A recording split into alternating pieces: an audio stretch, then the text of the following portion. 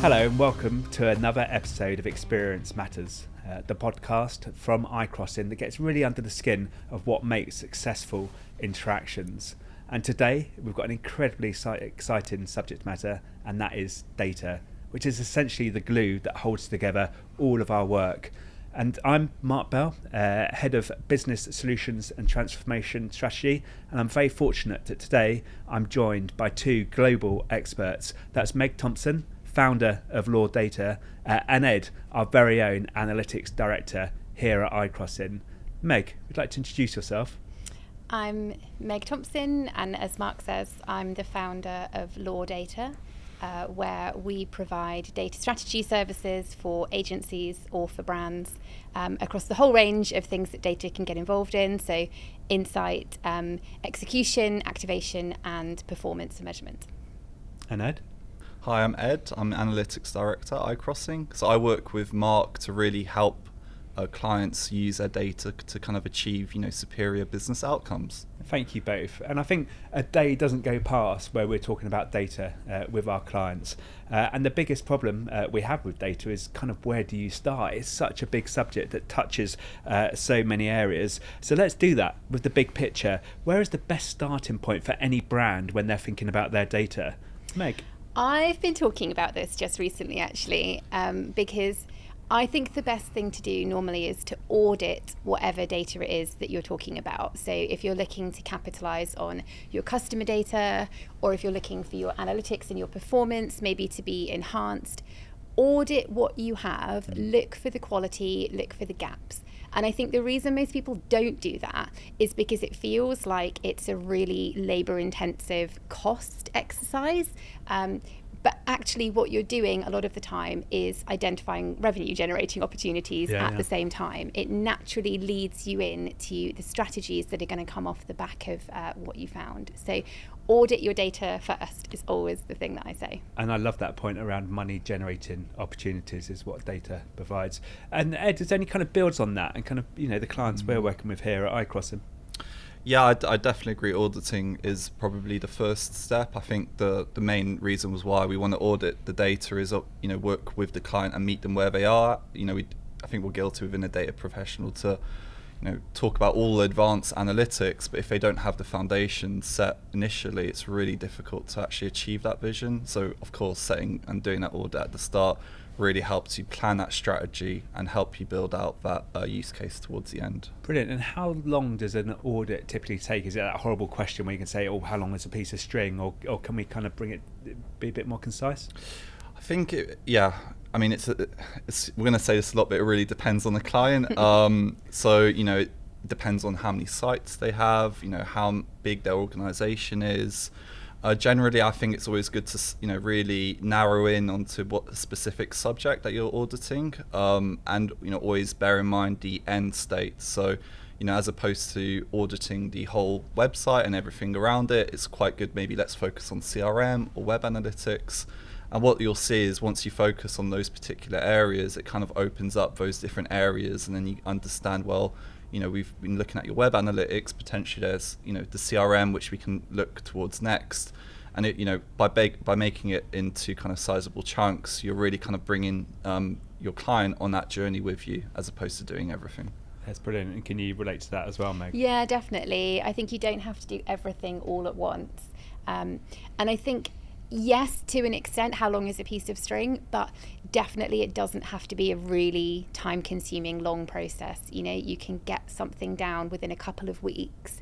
I personally find as soon as I look at some data, I will immediately find an opportunity that you can get your teeth into and you can keep going with. And like you say, that leads you into the next and the next. So realistically, it's something that you can make quite a lot of progress with in a couple of weeks with not that much effort. And it will really change the strategy of your business. Fantastic. And then I love that point then, Meg, around as soon as you start seeing data, you start seeing opportunities there. You then have to communicate that back to the client kind of during the audit and post the audit. Is there any issues around kind of the client trusting the data? I think that's a really interesting subject. Are you confident now that the way data is presented, people instantly believe it? No, no, definitely not. I think there are a lot of numbers that tend to get out into a business that people will believe and hang on for a long time. There'll be 2 or 3 big numbers that people have heard and they've been repeated again and again, and everybody will just continue to then believe that myth. But on the flip side, it's something that I personally really enjoy working with data, is going and fact checking those myths and really identifying what is the source of truth, and how do we start to share that around the business? How do we get people on board with what is really happening and what we really need to be doing next? I find that once you've done that, and again, if you pick 1 or 2 big numbers that people can remember, you can make quite a lot of progress with gaining that trust and figuring out where you trust the data itself. Fantastic. And Ed, you've mentioned to me more than once source of truth, and I'm sure you can relate to what Meg is saying there.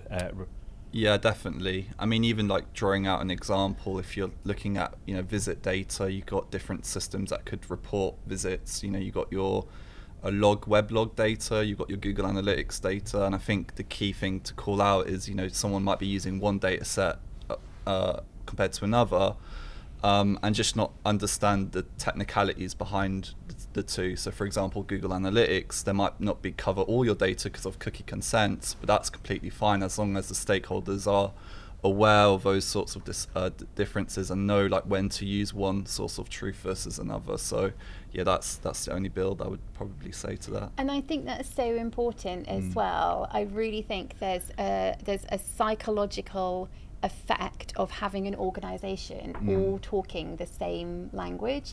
So as part of that audit, if you can do that exercise of just defining what you mean and then agreeing how you're going to measure it, and then get everybody using that common terminology, it really makes such a big difference on any organisation's journey with data.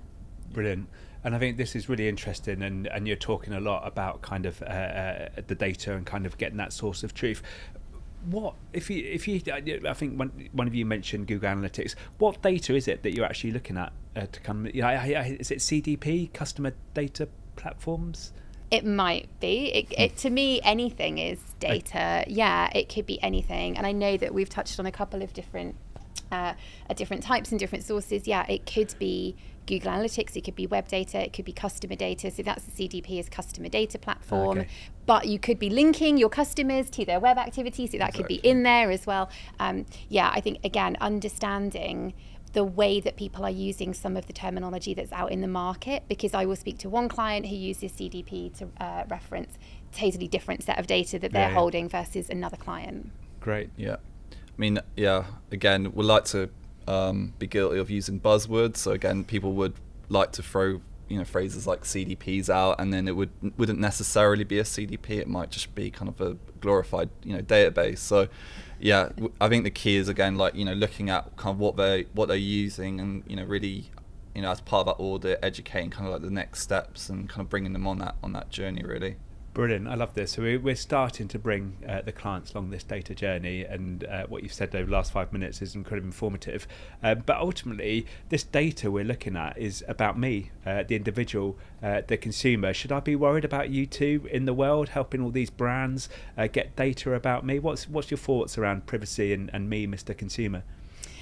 I mean, this is where I think data and experience come together so much, because I've always said, since the GDPR was first released, which really got me into the legal and compliance side of data, the exciting stuff, I know, that if you are creating good experiences, and if you are putting the consumer at the heart of the decisions that you're making, you'll find it incredibly easy to be on the right side of your legal team, because you will be thinking, you can put yourself in those shoes. We're all consumers as well. You'll be thinking about what that experience is like, and whether you genuinely feel comfortable with certain data points being used in the way that they are, or just your data in its entirety. Do you feel comfortable being communicated with at all?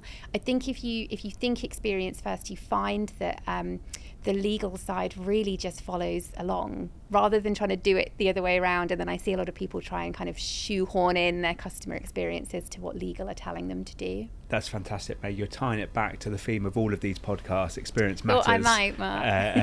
And do you want to build on that with consumers' privacy and their worries? Yeah, I mean, like from the audits I've done, you know, a lot of clients might have a cookie consent banner on their website, but they'd be tracking users nonetheless. So I think, you know, as a data analyst, it's your responsibility to really flag that, and also to educate the client on, okay, you've got a cookie banner, but here are some alternative ways you could, you know, be tracking users, which obviously respects their privacy and consent. So it's not a situation where, you know, we're kind of blocking the marketing team, or alternatively blocking the legal team. I think what we're trying to do really is kind of join forces together to ensure the most optimal setup so that they can both do their roles as a business. Amazing. And that kind of then leans nicely into what we're saying at iCrossing, isn't it, Ed? Always connecting the marketing and the technology behind that and doing that effectively.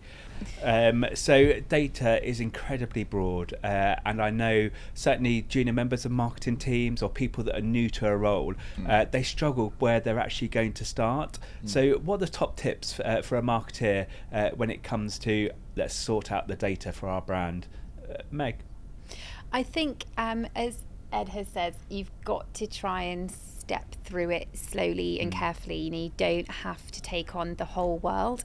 I think as a junior that's coming in, you can just apply some of those same principles, whether you're thinking about a whole organization's data strategy and the data that we hold maybe for customers or for web, or if you're just looking at a much more detailed campaign-led moment. So you're thinking about the data that you've got in front of you, and maybe you're going to start analyzing that to create insight, for instance. The principles of what you're doing will always stay the same. So you want to look at the quality of the data. Are there gaps? How much data do you have to work with? What are the different sources? Whether you're making those decisions at a really granular level or leading the whole business kind of data strategy and finding opportunities at a marketing level, the principles still apply. So you should still be thinking about the quality of the data. How much data do you have? You can challenge yourself on getting in that right mindset to still be putting your best kind of data strategy step forward, even if you are just looking at an individual campaign that's going to go out. Fantastic. Yeah, so I think when it comes to audits, I think you just need to be very clear in terms of what the outcome is for that particular person. So if you're speaking to someone who's in marketing, as an example, their main objective is to obviously improve their return on ad spend.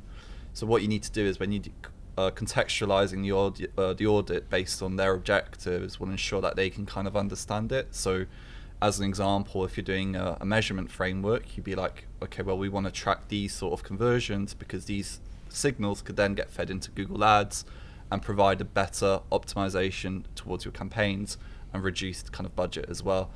And then the second point as well is around the audit of the actual software. So again, when you're auditing tools like Google Analytics and you're finding and uncovering these insights, you need to be really specific in saying, okay, by doing this, it will allow you to do this when it comes to measurement or some other way. So yeah, I think auditing is really important, but when you do the audit, you again need to make it very relevant to the person that you're speaking to, because someone in CRM might not care about the objectives of someone in marketing.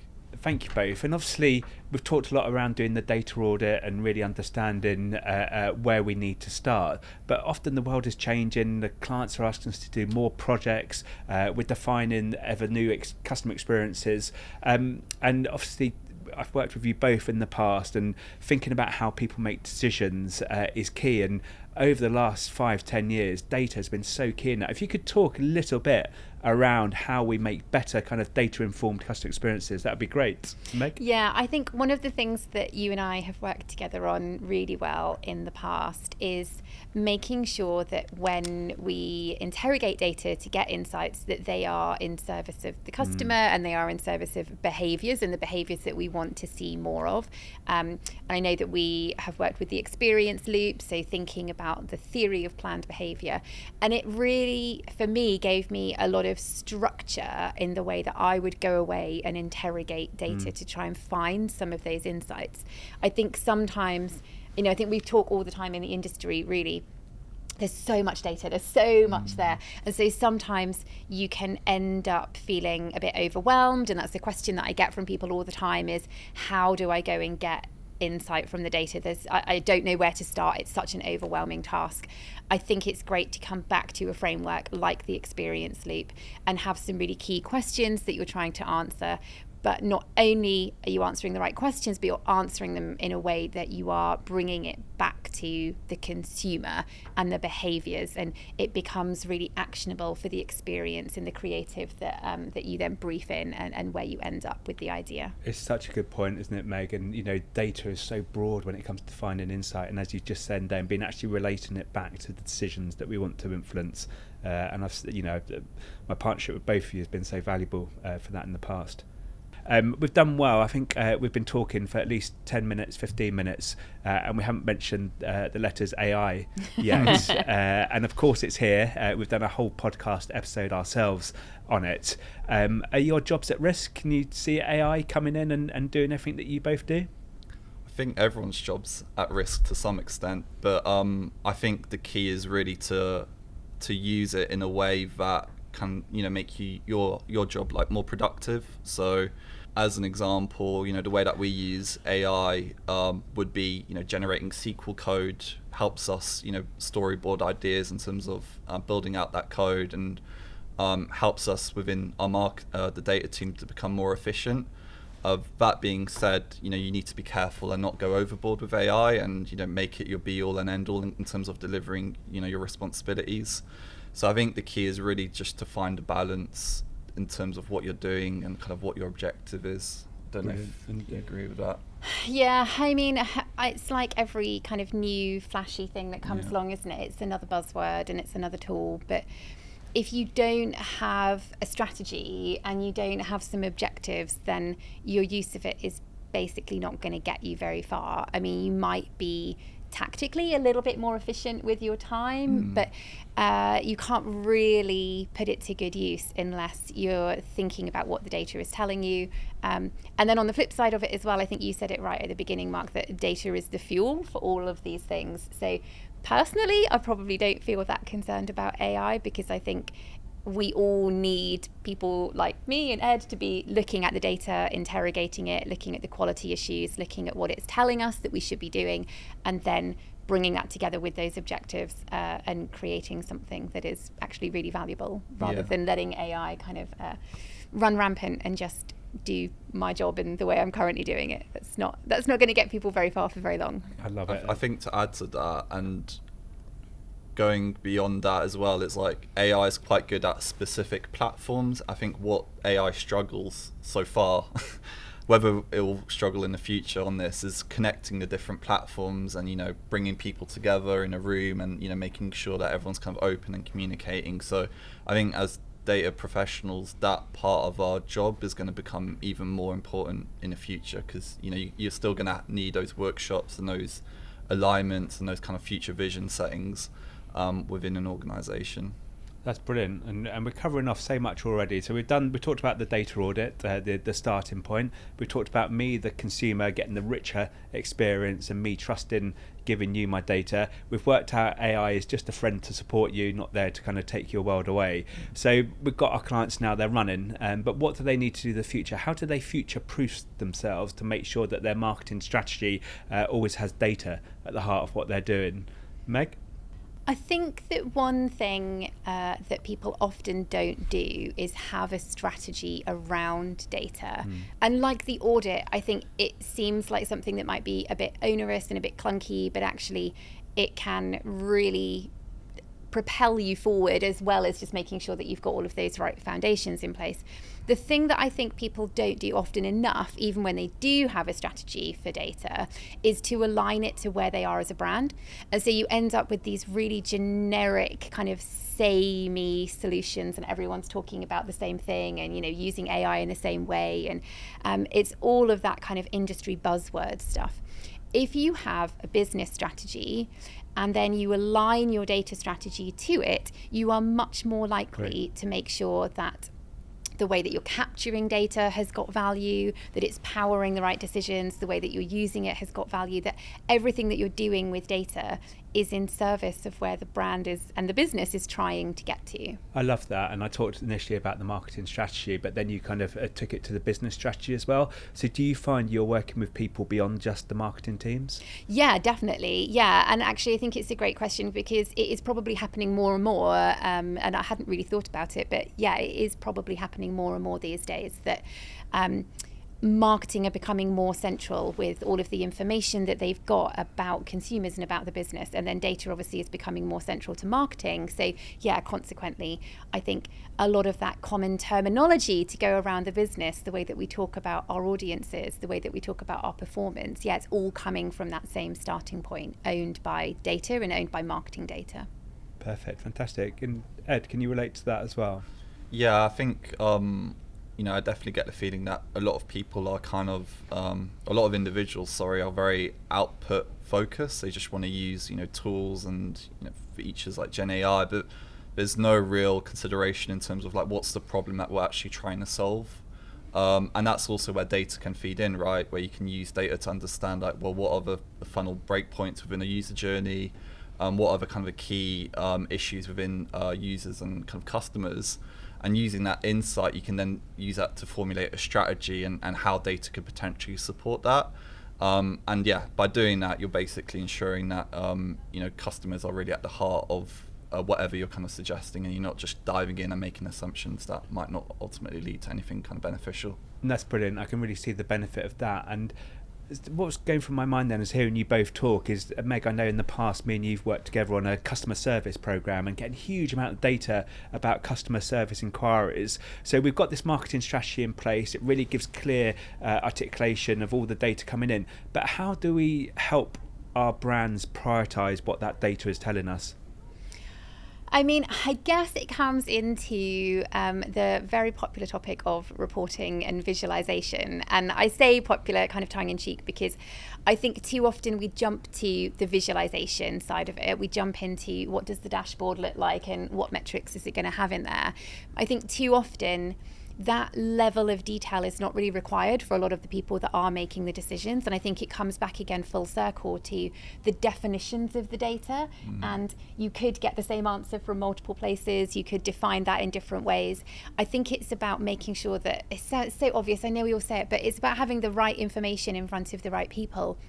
I think the step that people often don't take is to be really quite discerning over that. I think it's just only natural that we end up with too much data. Yep. We rush to what we see as the end result, which is that tangible dashboard or report or something, and that's not actually very useful.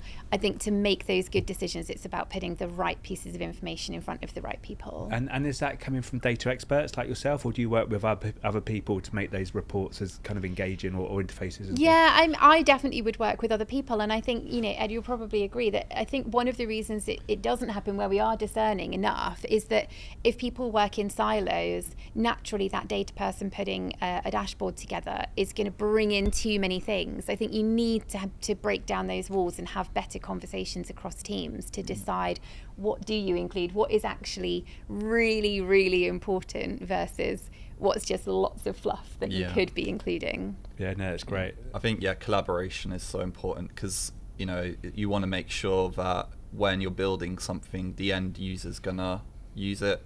And I think a lot of the time, again, we're all guilty of like wanting to build like the dashboard, which has millions of KPIs, but by bringing in those stakeholders, you're actually ensuring that they're going to use the dashboard. Like, there's no point creating this massive dashboard and no one's actually using it. So I think the key thing is to work with them and also to ask them the question, like, what or so what? Like with this data that I'm giving you, like, what is the action that you want to take? Because then from that information, it can help you kind of design that dashboard to be very actionable, which I think, again, is kind of another thing. Like, people just want to put loads of numbers, and again, it just becomes very, very overwhelming. Wow, that's so interesting. Sorry to put you both on the spot, but I've got a question here. It almost sounds like it's come through as we've been talking, but without revealing any sensitive information or any brand names, can you share an example of a brand you feel that has transformed its growth strategy using data? Yeah, so we worked with a brand who used Google Analytics so we were doing simple things within Google Analytics such as reporting and understanding kind of engagement. But what we did to really help them grow was to integrate their Google Analytics for user data within their CRM. So by doing that, what that enables is to really power that individual and personalized content to drive really relevant emails. So looking at what products that they viewed on a website, what products that they ordered, combining that, even leveraging Gen AI to summarize that and then sending that data back into the CRM platform. So what that means is, we're not using tools separately, we're effectively combining those data sources into one and ensuring that the story that you're telling to your customers are grounded on the truth on what they did on the website. Fantastic, and a really nice touch of AI and how you're using Gen AI to do that, Ed. That's absolutely great. And Meg? I'm going to tell you about my favourite brand who use data. I think we should all spend the time now trying to guess what Meg's favourite brand is, but carry on. Do not reveal. Oh, no, I was going to reveal it. Oh, okay. It's Spotify. Oh, I there we love go. them. Well done, Spotify. Yeah, they use data, and actually they're not a client, but if they want to be a client, you should get in touch. Because I love them so much. Yeah, if you think back to where they started using data and the progress that they've made, it's so aligned to a very clear brand strategy and a business strategy. It is it's very consistent over maybe the last kind of 10 years or so. So they started with Discover Weekly, which was using your existing listening data to make recommendations to you. But I know that they were doing a lot of really clever things in the background where, for instance, you could find that in January you're getting loads of recommendations to listen to Christmas music because it's got that high frequency in the period beforehand. But they took that really human element to the way that they interrogate the data and they pull out outliers. And then when they started doing your year in data, I remember they talked about that kind of thing to me the first time. They were able to say, you listened to this particular song a lot, but it's a real outlier compared to everything else. And we can't really pinpoint where it came from. And that's really interesting. So I love it, and they've progressed from there, but they've, as I say, always stayed so consistent. So they think about the human element of the way that their algorithms work. They think about the way that they play the data back. Arguably, last year's year in data maybe went a little far. It kind of did feel like that example of AI being shoehorned into the experience without really much utility. But yeah, as a brand that uses data to power your stickiness of the experience and of your customer interactions, they are absolutely one of my favorites. Amazing. The good thing about Spotify is they do it at scale successfully as well. You think the number of Spotify users, absolutely great. Brilliant. Let's we've gone to the immediate future. Let's go further ahead. If I could ask you both, how do you see your roles changing, and how do you see data changing in 5 years' time? I don't think that under the skin of it that the role ever really changes. I remember one of my first ever job interviews after I'd started working in data. I went from a analytics company to a marketing agency, and I remember in the interview they said to me, you won't have the same type of data to access here. We focus on this type of data and you're used to working with this stuff, and I didn't really understand what the problem was because it's all data. So the role really is always the same. It's about making good strategic decisions in service of branded experiences with lots of different data that you might be able to get your hands on and connecting it up. But in essence, it's always the same. It's just we get more of it. We get, I think, probably, as you said earlier, more ingrained in the business and the future of where the business is going. But ultimately, I'm still doing the same thing day to day that I've been doing for my whole career. Fantastic. And do you still hopefully see yourself at iCrossing in 5 years' time? And how do you see your role changing, if at all? Yeah, I mean, I think what I've noticed is due to the current economy and climate, measurement has been so important. People really need to justify whatever money that they're spending. and different measurement techniques have really started to grow. So you got a new media mix model that Google have developed called Meridian, and that is kind of one of the key questions that a lot of marketing stakeholders have, is like, where should I allocate my budget? If I launch this feature, how much return am I getting? So I think over the next 5 years, we're probably going to see more of that, because ultimately it's such like a hot topic right now. There's a lot of challenges that are happening across the world, and media mix modeling and justifying those budgets is going to be really critical. So working with those teams to be able to measure that, I think that's been like a really over the next 5 years, that sort of responsibility is going to grow. Brilliant. And Ed, you just touched on two words I've heard you mention quite a few times over recent weeks: media mix modelling. And with my own background in customer experience, it's always been a challenge. We talk about the words like omni-channel and connecting different areas. So do you think, as we look to data in the future, that it will get ever better at connecting the customer journey through the different media touch points? Yeah, I mean, it's definitely a challenge, because if you asked that question 5 or 10 years ago, there was nothing such as like cookie banners or ITP, which meant that cookies weren't going to be saved in your browser for a long time. So back in the day, what you'd do is you'd use cookies to be able to attribute marketing channels, and that's how people would justify kind of media budgets. That obviously isn't as effective anymore, which means that a lot of people are resorting to alternative measurements techniques such as media mix modeling. What will happen in another 5 or 10 years is going to be really difficult to say, because there might be some industry change or regulation that will come into play, which will completely throw a measurement out in the open air. So that's one of the reasons why data and analytics is so interesting, is because it's one of those things where you might be doing one thing in 10 years ago, but then in another 10 years that might be completely different. And I think that's kind of a really interesting point. Brilliant. That's a nice touch to kind of end on then, and thinking about the future and what it means. And I can't thank you both enough for coming in over the past 20 minutes. Hopefully people listening in, if they're responsible for brands, working in agencies, they've been given some insight into actually what data is, how they can start controlling it, how they can prioritize it, and most importantly, how can they create better experiences off the bat of it, because as we say at iCrossing, obviously experience always matters.